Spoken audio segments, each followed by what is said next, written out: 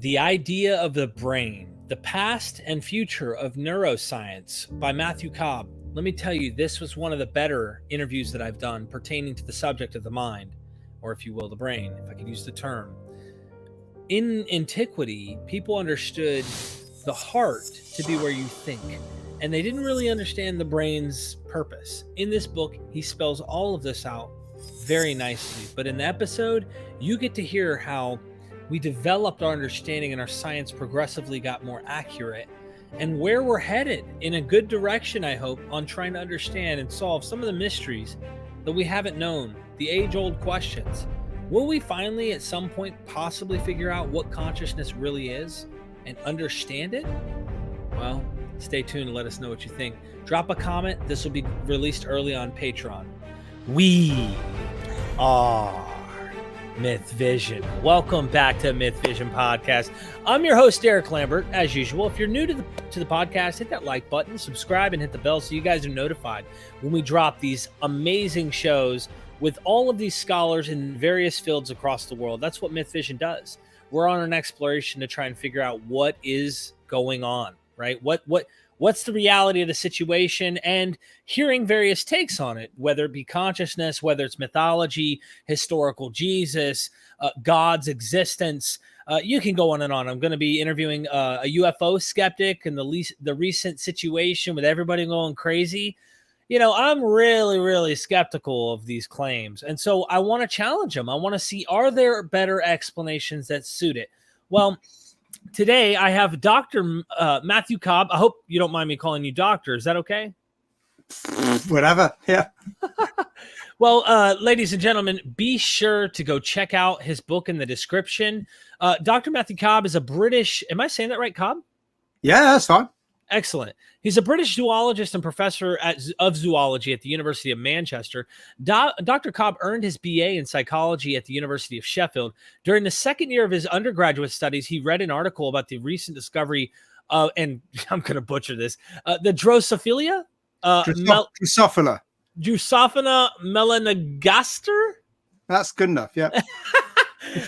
Dunn's mutant in New Scientist and decided to focus on behavior genetics in fruit flies, later saying he went on to do my PhD there in psychology and genetics, looking at the mating behavior of 7 species of fruit fly. Psychology in those days was as much about animal behavior as it was about human psychology, and I was lucky enough to be in one of the few places in the UK that studied it. And that's fascinating that you say that, because your book, it demands, and I got to say this as a layperson, I think we don't realize the animal kingdom's importance in coming to understand the anatomy, the psychology, the everything. And when we do come to appreciate it, we can come to understand ourselves a little better. I'm into mythology stuff, so I know you probably don't comment on religious topics and things like that often. You stick in your field of science, but too often we think we were planted or some divine being made us into mud, or we descended from a god or something like that. And to me, I want to understand what really happened. So that's what MythVision's all about. And your book was something else on this topic. So I want everybody to check out the books, go to Amazon.com, and he's got more than one. So, you know, you do with animals insects, insect taste, is this you? Life's Greatest Secret? Yeah, that's me. Wow. Okay. The Race to Crack the Genetic Code. So there's so much. The book we're going to deal with, one's though, over there and me as well. Oh, really? Go back, yeah. Go back, and there's I can come on it. Those two up there, those on the right. Carry on over. They're all me. The Resistance and 11 Days in August. I've written 2 books about the history of World War II as well. Wow. Okay. This is all those are me. Yeah. Go get those books down in the description. Amazon, The Idea of the Brain. I love how you titled this, because it's truly what your book's about. The Past and Future of Neuroscience. And so I hope today to have you kind of take us through your book, making my job a little easier. That's cheating. Come on. I'm trying. I think it's important, though, that you just kind of do an airplane view. Your book goes into far more detail of what happened, but let me at least open up the topics and say the heart, right? So I'm going to go through the categories of each chapter that your book deals with. And what I found fascinating is you do deal with the ancient world, which requires us to get into ancient texts, which oftentimes are religious in nature. And what is the heart? Well, we thought the mind in the ancient world was the organ of the heart. This whole entrails, your organs inside your body, but not this pink gushy thing. There was no blood around it. Can you take us through that whole thing? Yeah, I mean, you can see this in English, or you can hear it in English and in other languages that your listeners may speak. They will come across the same phrases, things like wear your heart on your sleeve, my heart was in my mouth, I'm down at heart, and so on and so on. So there's all these phrases that are generally about emotions and feelings, and they suggest that it's your heart that's doing these things, or these things are in some way located in your heart rather than being in your brain. And that's very striking. And the phrases are clearly some kind of linguistic fossil. They're a remnant of an old time when we thought that that was the case. And why did we think that? Why did people think that around the world? Well, that's what it feels like. Right. You know, when you're excited, you don't feel excited up here. You feel excited in your heart. Your heart's pounding. You might feel, you know, in your guts, your stomach might start churning and so on.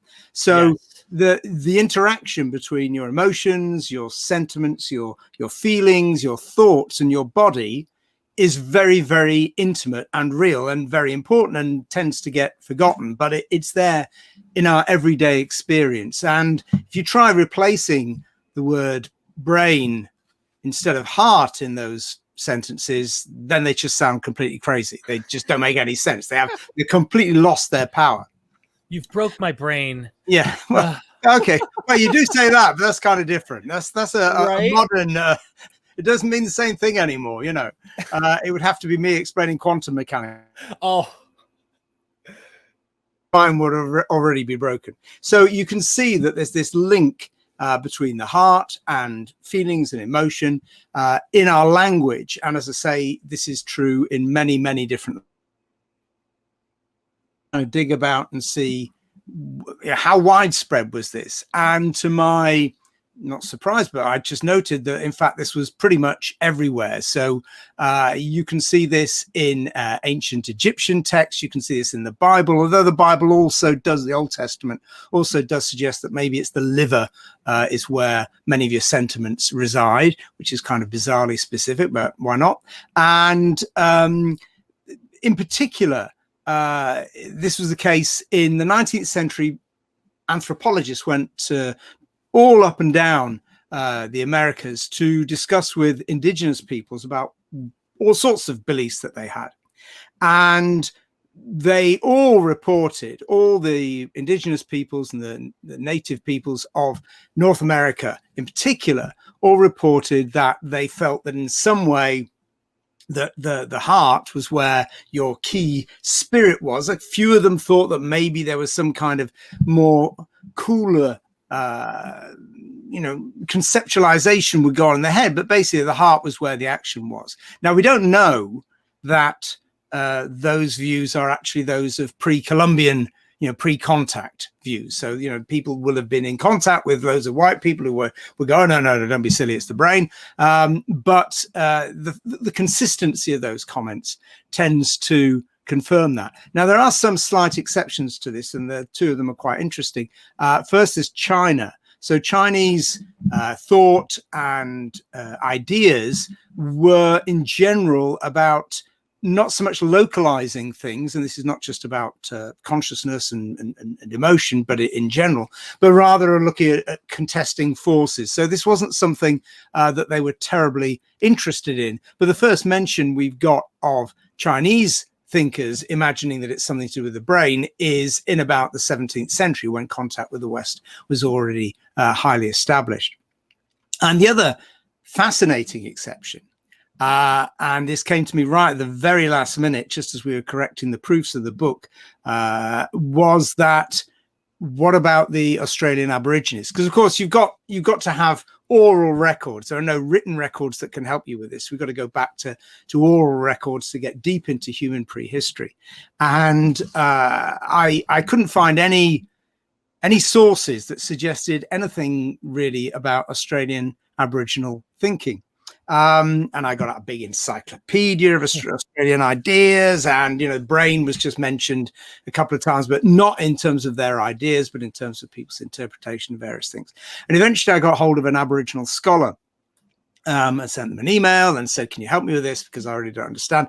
And their basic answer was, well, the question of where is your mind or spirit located, that wouldn't mean anything. It's a nonsensical question, because their view of being is that you are intimately connected with the land. You are not simply, this thing floating around in a body wherever it might be located, but you are actually, your spirit and everything about you is connected with the territory on where you grew up and the landscape and the animals and everything that lives there. So I thought that was very interesting as a perception, perhaps of a deeper and older truth than those that I've been looking at. But basically, what you find is that everybody thinks it's the heart, more or less, apart from the Australian Aborigines and the Chinese. But everybody else, especially in Europe and in the Americas, are fairly convinced that the heart is where the action is.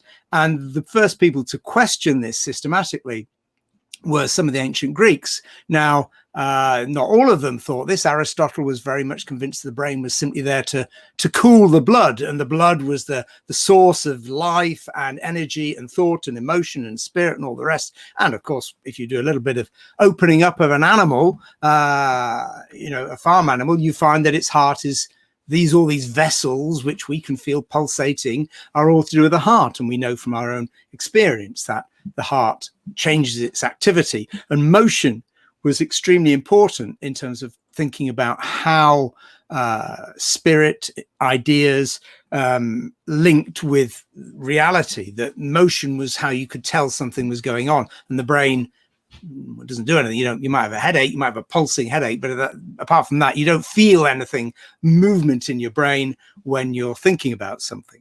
And so the problem for the ancient Greeks was that, well, okay, so you think some group of you think it's in the brain. How can you prove this? And the answer was they couldn't really. They didn't really have any basis for deciding between the two views. The first person to actually do an experiment to try and demonstrate this, which I describe in the book, and it's a bit gruesome, so listeners might wish to turn off for a couple of minutes and come back. Go away and make a cup of tea. Make sure you come back though. And this is an experiment by Galen, who was a Roman citizen. So he's working in the 2nd century of the Common Era. And he was Greek, but he was born in what is now Turkey. So it's a very complicated person. He's generally known now as the father of what passed for medicine in the West for about 1500 years. So he's an incredibly influential person in terms of his influence, especially in Western Europe and in the Arab world. But he also was a poet and a philosopher and all sorts of other things. But above all, he was a physician. And he used to attend the gladiators who had been hacking each other to bits in the arena. And one of the things he noticed was that gladiators could be wounded and damaged to their what we would call the left recurrent laryngeal nerve, which goes from here on the top front left-hand side of your brain, down, loops around the heart, and comes back and controls your voice box. And he noticed that if you damaged this nerve, then the gladiators couldn't speak, or they had difficulty speaking. And he then thought about this and he developed it, and he ended up showing that it was the brain and not the heart that controlled the voice, that controlled movement and action and the production of sound by doing this unpleasant experiment on a pig. And to cut a very long story short, a gruesome story short, what's fascinating about this is that this isn't just an experiment that he does and writes down. It's something he does in public with his contradictor. So he gets somebody else in who says, look, I think you're bonkers. It's nothing to do with the brain. It's all the heart. And basically again says, okay, well, let's find out. And he's got all his mates and all the learned people around them. So you get this poor old pig Pig's conscious, that's significant. There's obviously no anesthetics. It's bound and gagged and all the rest of it, but it can still whimper and whine. And so they open up the pig. It's not very happy. It's making quite a racket. And Galen says to the heart opponent, says, right, hold the heart, stop the heart moving. And of course you can do this. It's pretty horrible and messy. He's down here, he's holding the heart, and the heart can now no longer beat. And as I'm sure you can imagine, the animal carries on making a noise. So it's clearly not the movement of the heart that is decisive.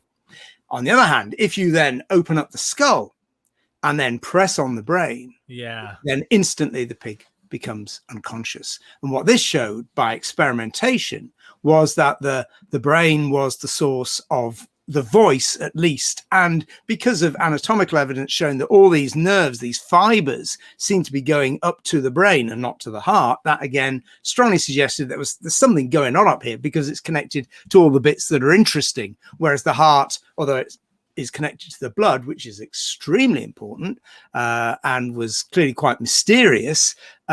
On the other hand, the brain had lots and lots of connections going up to it. So you might think, well, that sorted it. Everybody, Galen's done this horrible experiment. Everybody knows this because it was well known. It was written down. It was copied.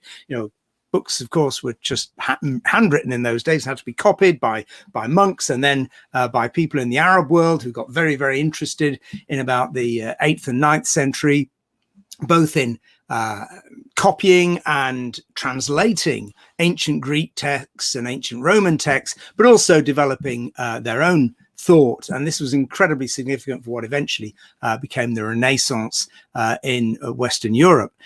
But the problem was it didn't actually convince anybody, because everyday experience tells you complete opposite, right? You might say, okay, that's great. Yeah, you tell me that stuff about the pig. I heard that. Yeah, but look, when I get excited and feel these emotions, it's my heart. You're telling me it's up here? That doesn't make any sense at all. So what's striking is there is no moment. There is no brain-centric experiment. There is no decisive, ha-ha moment where everybody says, oh, an apple's dropped on my head, therefore there's a theory of gravity. I mean, clearly that didn't happen either. But you can't point to a single moment where everybody becomes convinced, or even a majority of people can become convinced. And instead, what you have is a slow accumulation of evidence, in particular anatomical evidence, with Vesalius, the great anatomist, in 1543, when he publishes his book of Human Anatomy, showing just the complexity of the brain. Other people had done this before, but Vesalius gets all the credit because his book is absolutely extraordinary. There's fantastic drawings in it and so on. And Vesalius is convinced that the heart is just, as was said in the beginning of the 17th century by William Harvey, the heart is a pump. So you've got a clear function for the heart. The brain, it's not quite clear what's going on. And in fact, that comes out in Shakespeare. So Shakespeare, knew his stuff. He knew what was going on in the culture around him, and he knew his audience did too. So he has in Twelfth Night, no, it's Merchant of Venice. Sorry, in the Merchant of Venice, there's a song, one of the boring bits you skip over when you're at school, and school plays never do. But there's a song sung by somebody with a lute or something, and the little ditty goes, tell me where is fancy bred, fancy being imagination, ideas. Tell me where is fancy bred, or in the heart or in the head. So Shakespeare in 1602 is making this little joke, which is not the point of the play at all, but it's just kind of an interlude. And he knew that the groundlings, the people standing up in front of the stage who would, hurl rotten eggs at the theatre, the actors if they didn't like it, they would understand this. They knew that this was an unknown question. This was something that people were arguing about, and we didn't know the origin of ideas and thought and the site of consciousness. And by the end of the 17th century, this is and certainly into the 18th century, Western thinkers are now very, very confident that the location of thought is in the brain, and it's taken as an evidence, and that, there's no real alternative, because the brain's much more complicated. It's got all these connections with the various sense organs and your movement. The heart doesn't. And although it feels as though the heart's doing something, and indeed it is when we're excited, that's just something mysterious. We can't figure that out. It's clearly where the brain is. If you damage your head, then you have problems with behavior, thought, and all the rest of it. If you damage your heart, it's not quite the same. So by the middle of the 18th century, as far as well, let's call them scientists. They weren't called that, but then, scientists, thinkers, philosophers, and physicians in the West, in Western Europe, then the brain is the location of emotion. On the other hand, for most people around the world, that didn't really make much sense. Even today, I still think it doesn't, to be honest. That's what I was going to say. Like, I mean, even I can relate to the experience of stress and heartache and whatnot. We call it heartache. There you go. Doesn't actually hurt your heart, though, does it? No, but you feel like it's right there. It's in this. And I think that obviously the brain is doing these things. But what really I think struck me the most about the history of what you go through in your book on that topic is, if I were to play the flat earth role, our perception, from what we think from our perception, what makes the most perceptual sense to us without getting deep into mathematics and understanding curvature and all the complexities of trying to get to a circular global earth, our perception starts to change. Science starts to rule out age-old ideas and starts to make points that we once believed were true and no longer are. And I always point that back to superstitions. And I don't mean that in a derogatory sense. I mean, like, beliefs in things we don't know, ghosts, demons, goblins, gods, etc. And to me, it's like, this goes to the conscious question. We haven't solved consciousness. And I know that you say up front in your book, this is not, my goal is not to like act like I'm going to solve the problem. But what it does to me is people go, this is a leap of faith, Derek. You're taking a huge leap of faith. I don't know how this is a leap of faith, because the men you kept writing about in history, they all tried to say, they all were talking about a spirit, and there's a something that we don't understand is the reason why we're going, and they want to attribute it to a spirit, a ghost, a soul, a god, whatever you'd like to call it, in us. And I wonder, as we start to get more scientific and continue to learn more, if that will be ruled out at some point and be explained. And some people think that it should, or it will be, but maybe I'm asking you your opinion. Well, I can't give you the answer. I mean, when I was writing the book, at one point, my editor emailed me and said, so how does the brain work? And I said, I have no idea. And he said, you can't say that. You've got to have an answer. Every book about the brain explains it at one level or another as being this or working like that. I said, but nobody knows. And I certainly don't know. Nobody else does either. If they say they do, then they are skipping over an awful lot of problems. And that's just the case. And he kind of, in the end, backed down. And it turned out that's actually been, it's been the USP because, especially neuroscientists, go, finally, somebody's saying what we all, because we talk about this kind of stuff. I mean, consciousness for neuroscientists is quite it's a lot more respectable than it was when I was a student, when it was just simply for philosophers. But even so, it's still it's a minority sport. Most people aren't interested in it, and they're certainly not studying it. And I must admit, I'm not terribly interested in it. I hear you. No, I get it. Because I'm a scientist, right? Right. And so as a scientist, I want to be able to pin down explanations. And as a neuroscientist, what I actually do, my day job, is interpreting the behavior of maggots in terms of the activity of single cells. Ooh. So, that level of precision where I still can't explain it, but I can sense that in a few decades, my successors will do.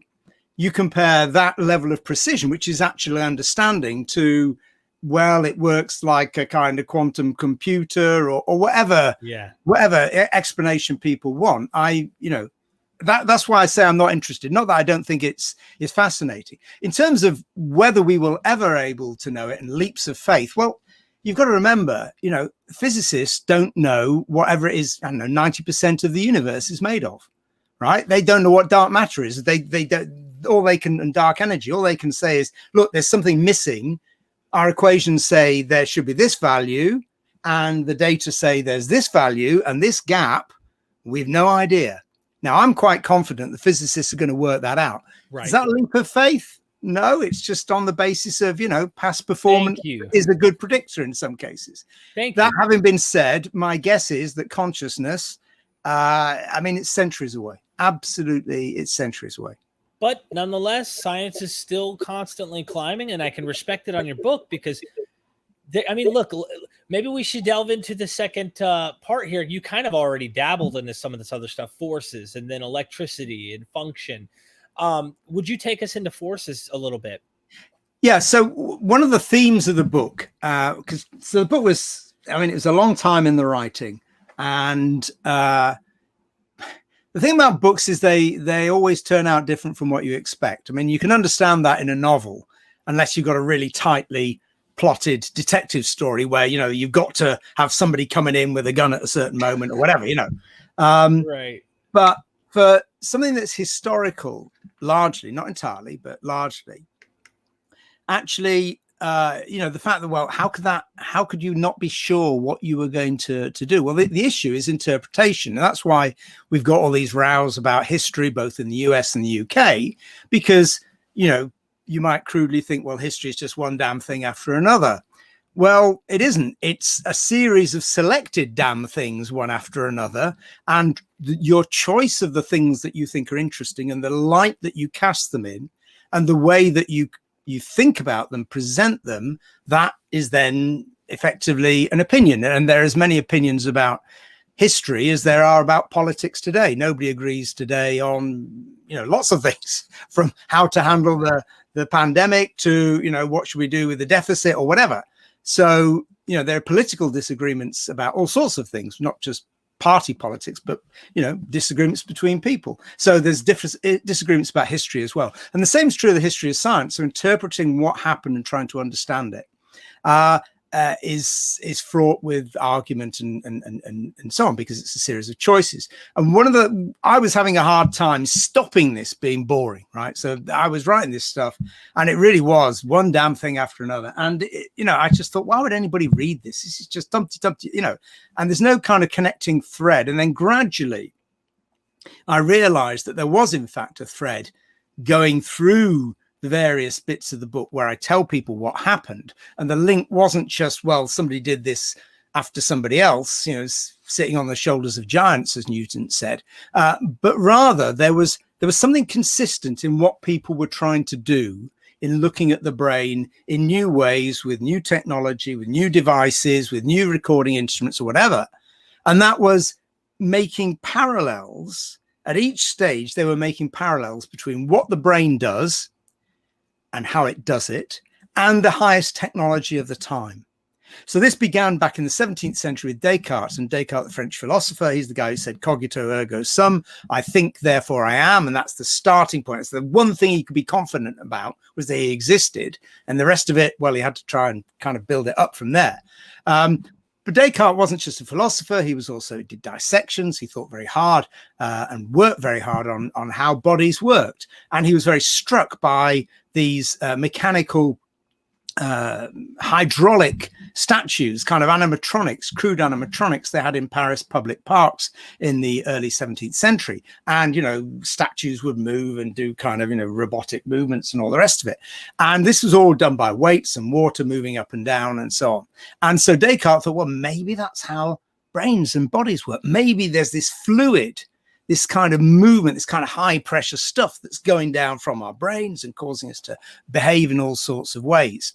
Now, there's two things about that. First, it's completely wrong. And as soon as his work was published after his death, people said, okay, you're saying there's high pressure stuff. Right. I'm going to chop a nerve. Oh, nothing spurts out. Right. Okay. So you're wrong about that. So it's clearly not hydraulics in the same way. It's not literally true. On the other hand, it gives you, and it's trying to get at what's the underlying mechanism for all these things.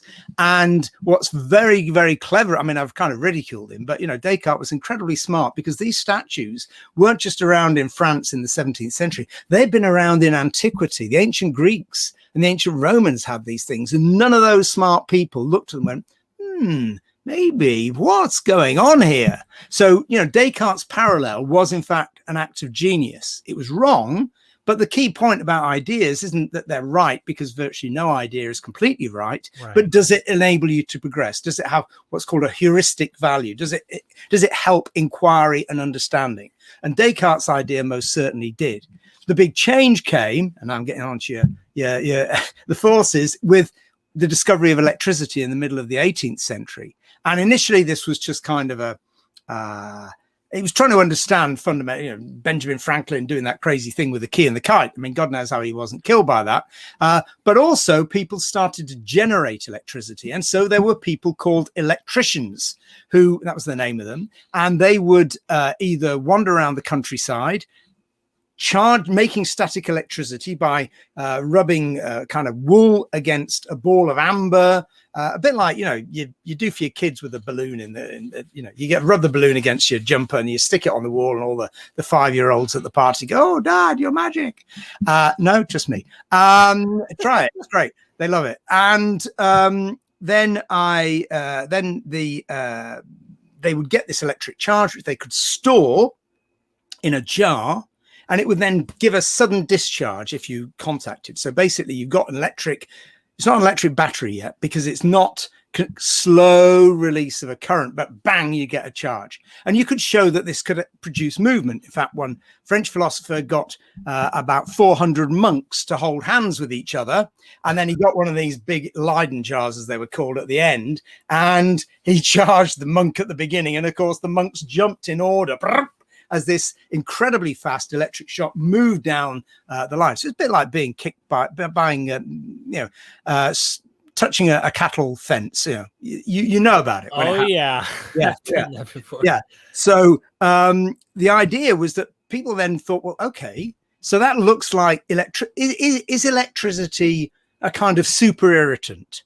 Because they knew that clearly if you put some kind of acid on you or various chemicals, then it hurts and you get movement. You can do this with an animal and it will move away from that. So is electricity just an irritant, or is it actually inside you? And this kind of went on and developed, and there's a lot of argument and toing and froing. And eventually they kind of decided at the beginning of the 19th century that there is electricity inside bodies. And also, of course, that you can animate bodies with life, with electricity, and it looks like they're alive. And one of the most famous series of these were done as kind of public displays. You could buy a ticket and go to the theatre and watch some bloke getting some batteries, because they've been invented by this stage, and connecting the electrodes to, say, the head of a cow that had just been decapitated backstage, and then its eyes would roll and its tongue would come out and all the rest of it. So really pretty gruesome stuff. And if you were one of the select few, then occasionally they would hang somebody, a criminal, and they would whisk his body away and into a room where you and a dozen other people could see the same process happening. And this would be quite terrifying, because clearly you would, arms would move. And so this was uncontrolled movement, but it was movement in somebody who was dead. So it looked as though they'd been brought back from the dead. And this gave a strong suggestion that electricity was not simply this super irritant, but was actually in our nerves and was an essential part of life.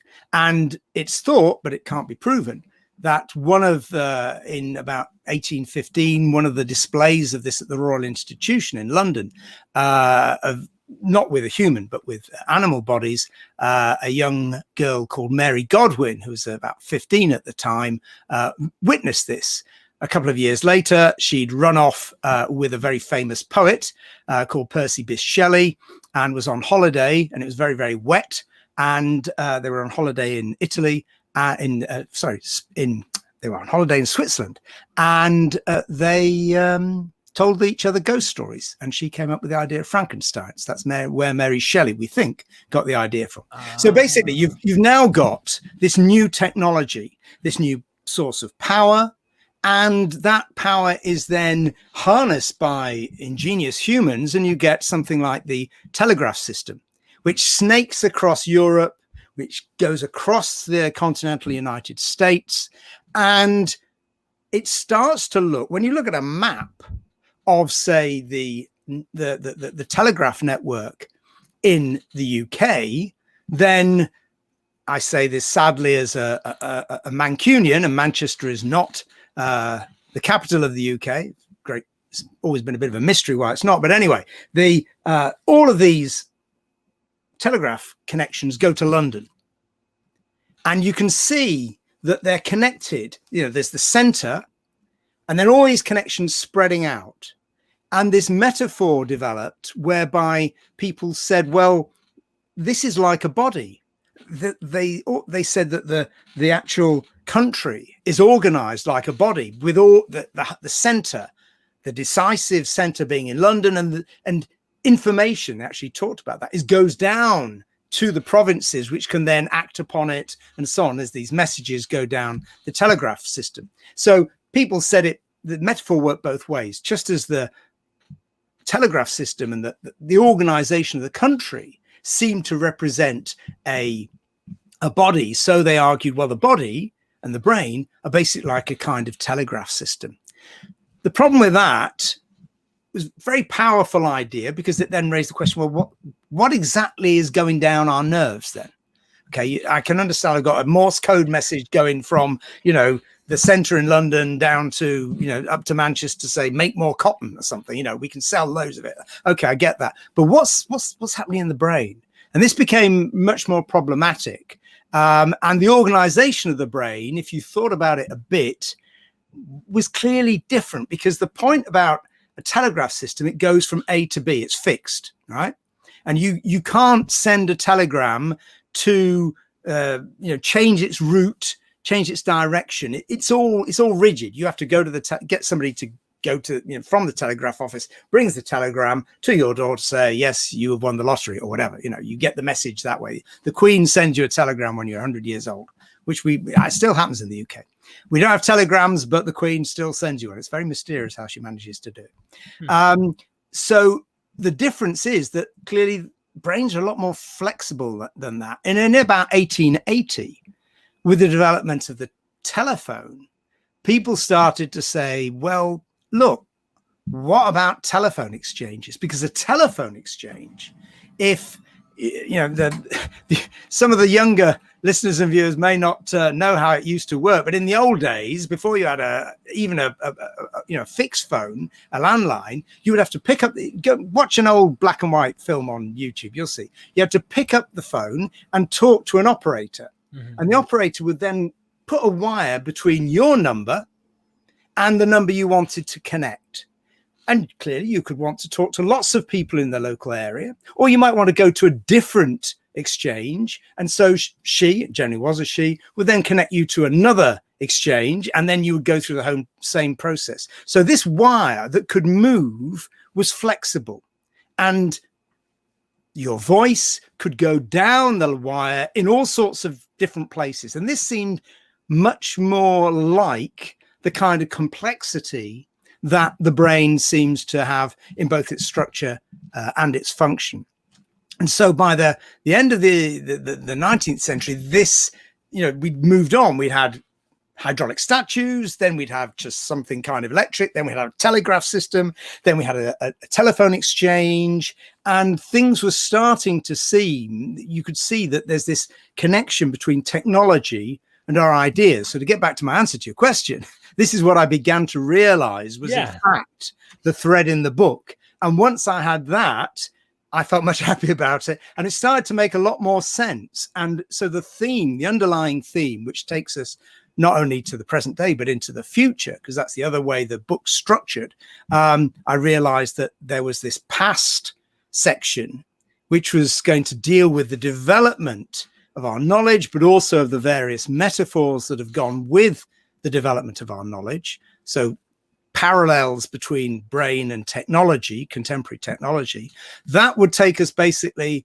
up to around the end of the Second World War. And then, so that in the book is entitled Past. And then there's a book part called Present, which is about basically the last 70 years, in which I argue, occasionally to the irritation of my colleagues, that we haven't made any fundamental development since then. Generally, when I talk to people, we talk it through. It's okay. So they get irritated because it's like I'm saying, oh, you haven't done anything, which is just not true, right? Quite the opposite. We know an incredible amount. What I'm interested in is the way we conceive of what brains do, the idea of the brain. That's the point of the title. Right. That's what it's about. And so you've got a second half, which is about effectively where we are at the moment.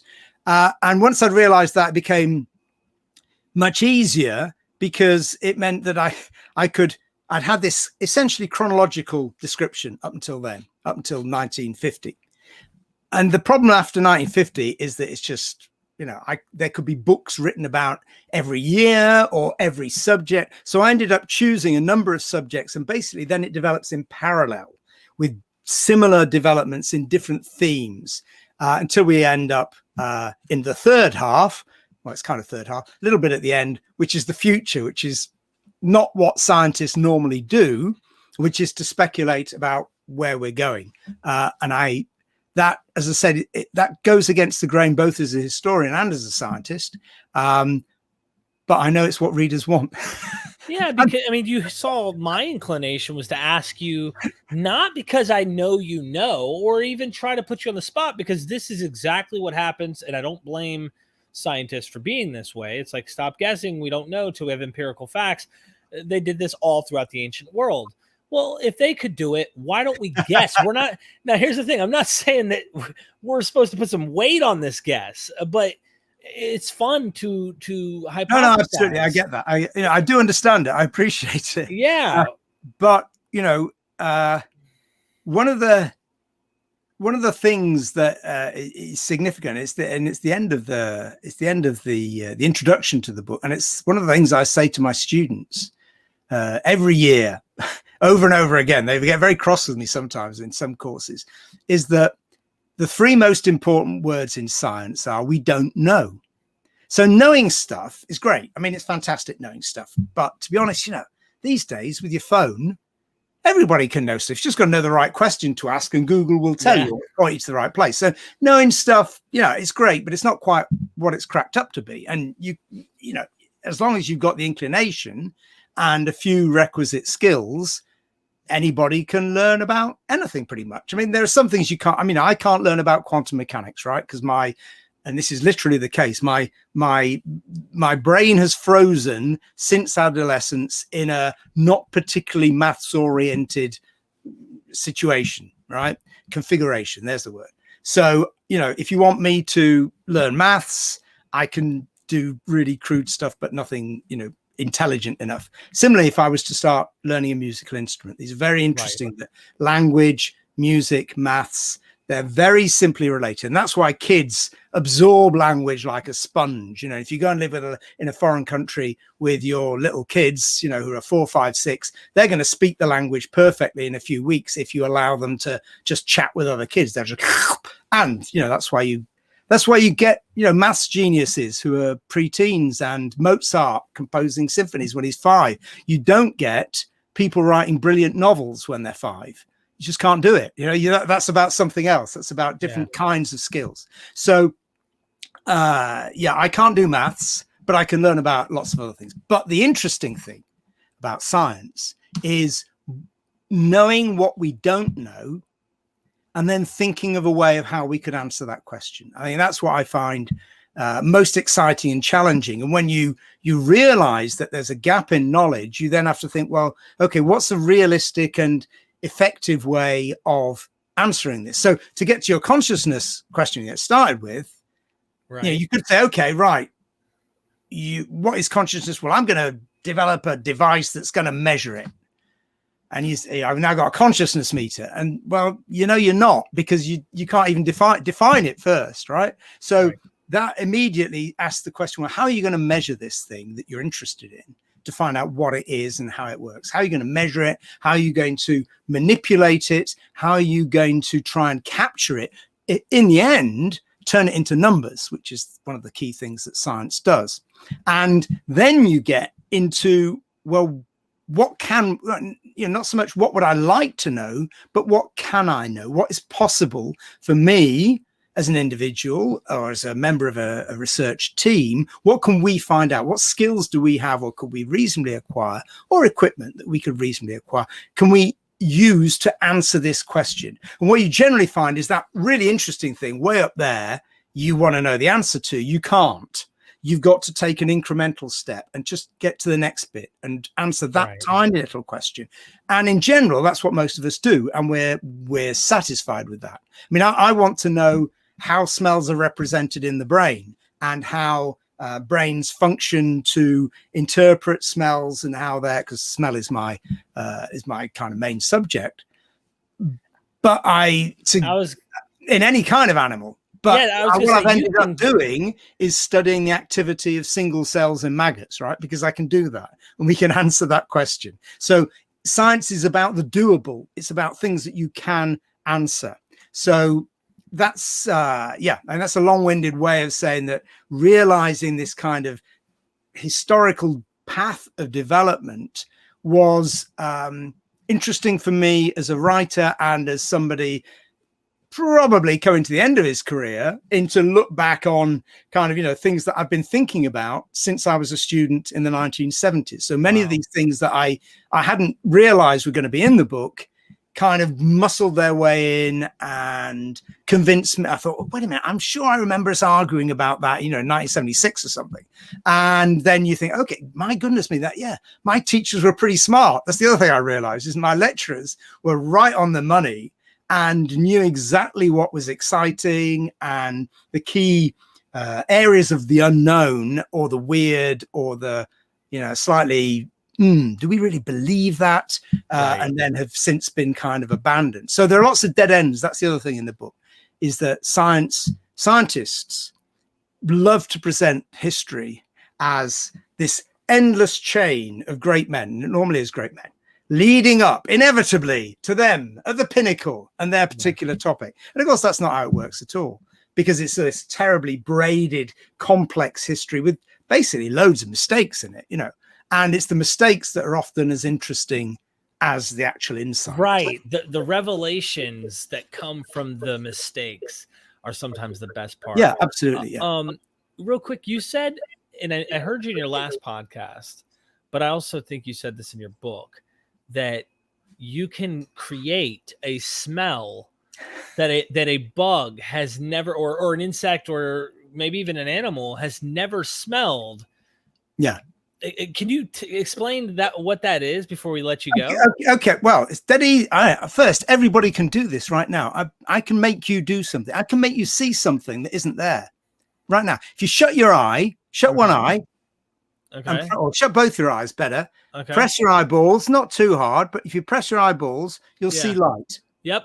Move your fingers around a bit. If you move your fingers around over the surface of your eyeball with your fingernails, you can see light. You can sense light. Right. Well, wait a minute. What's that? That's not light. Your eyes are shut.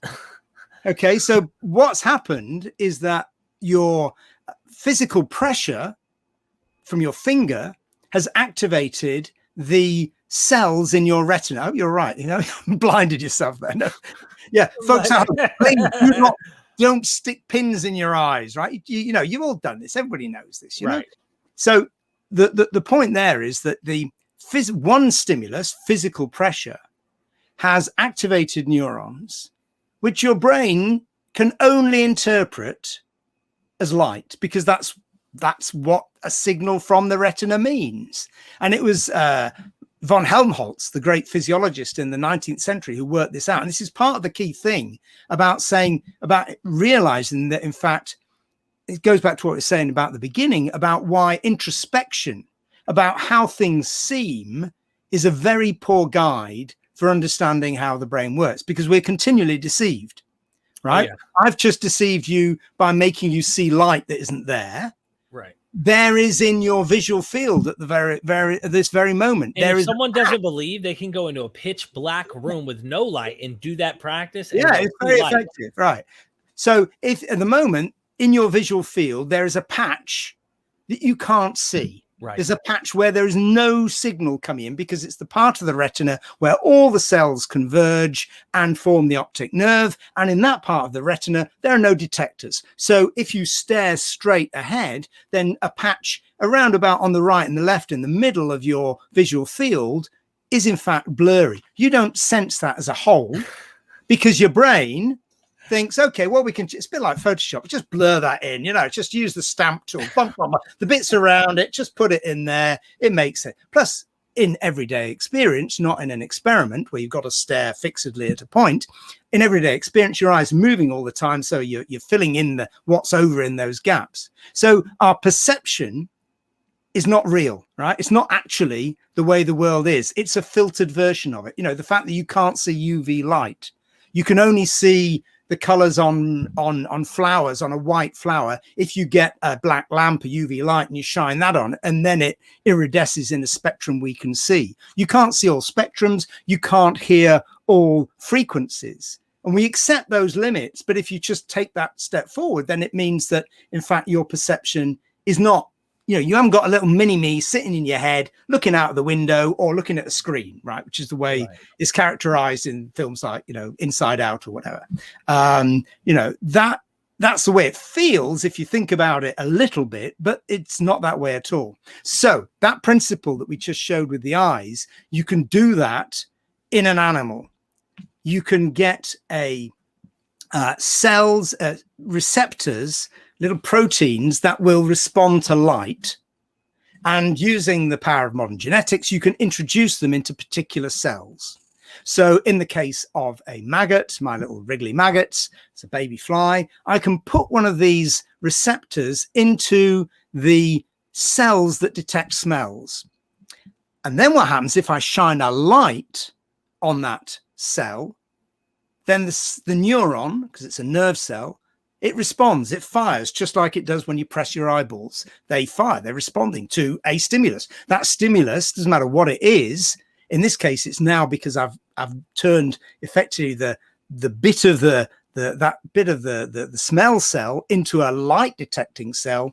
It will now fire when I shine light on it. And the maggots will then move in a certain direction if they think the light is, they move towards the light because they think it's a smell. If you turn the light off, then they don't smell anything more. So you can do this with mice as well. You can make a mouse remember something. You alter particular parts of its brain that are associated with memory.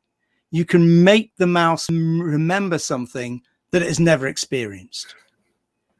So you don't need to be Philip K. Dick and see this can be quite scary. It can also be amazing. You may have seen just last week, there's a French group who've used the same principle, and they have put this called optogenetics, because it's genetics and it's opto, it's visual.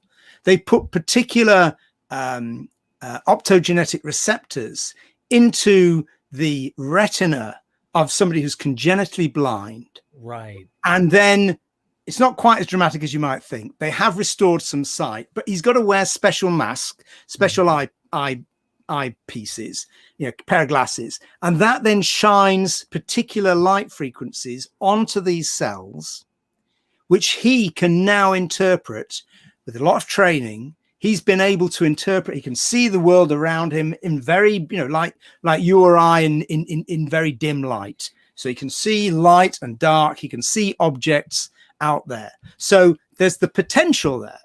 And this is a long, long way away. But that shows the potential of this not just to be some kind of macabre scientific nightmare, but actually literally to enable the blind to see. That's their end goal. Again, I think this is a long way off. Yeah. Decades and decades, right? It really is a long way off, but it shows the power. And above all, it shows, as I said, that, you know, we're fooling ourselves. Our brains are fooling ourselves. This impression we have of this limpid world of this, you know, it's just out there. And, you know, we're just looking through a glass. We're not at all. We're looking through this incredibly filtered, processed view of the world, and not just the vision, but sound, smell, taste, all of our sensory experience is filtered and processed. And what Helmholtz said in the 19th century, it's absolutely amazing. He says the brain makes inferences. It makes guesses about what is out there, and then it interprets things in that way. And I think that's, you know, that takes us, you know, we haven't yet talked about the brain as a computer, which is what we all think the brain is now. But that tells us that the brain is doing something very, very different from simply calculating, right? It is not simply, it's not passive. It's a very, very active organ that's working out what there is out there and interpreting it in certain ways. And then that, in ways we have no idea how it works, that becomes perception and our mind gets involved. And in some animals, I guess, there's a mind as well. Is there a mind in a maggot? I don't know. I used to be very kind of bullish about this and say, no, it's only in humans and maybe a few great apes. I'm kind of getting a bit softer in my old age, partly because I don't know. And I do talk about the mind of a maggot a few times, and it's partly because I don't know what a mind is. Right. So I'm happy to inflict it upon a maggot, but maybe they have some dim kind of self-awareness as well. I don't know. Interesting. Yeah, I guess eventually we'll be able to plant false memories in people. We probably could do that already based on what you're describing here. Well, I mean, there's a lot of that. I mean, you know, there was a whole industry in false memory therapy where therapists were claiming that people had suppressed memories of terrible things, which weren't just the usual kind of Freudian stuff about you loved your mother, but actually awful, dreadful things that happened in their past. And this often got in the 70s and 80s, this got all linked in with demonic cults and stuff like this. And it was all nonsense. People ended up believing it. Oh yeah, I know one guy who thinks he's Jesus from Australia who claims memories and stuff. Yeah. So, you know, that can already happen. We can all be convinced of nonsense, unfortunately. Dr. Cobb, I can't tell you how amazing this information is. Your book is a must read for anybody who's interested in this kind of stuff. There's so much he did not talk about on purpose. Yeah, there's way too much. Even in the material he was talking about, he didn't talk about it. Like the fluid arguments that nerves have. There's so much about the mistakes that are revelations to understanding now where we're at and how to get closer to try and figure out these things. You got to check his book out. It's an absolute must read. Ladies and gentlemen, make sure you go in the description, get it. It's right here. It's right here. And then if you want, go check out his other material as well. He's got other books and it delves into this interesting stuff about insects and animals. And this is amazing. Thank you so much for your time. I really appreciate it. You're very welcome. It's been great. Yeah, I'd like to do more on your other books at some point in the future if you're fine. No problem at all. Just drop me an email. Thank you, Dr. Cobb. Ladies and gentlemen, in case you, I don't know, have memory loss, and that typically can happen, let me plant something in your memory so you're reminded we are MythVision.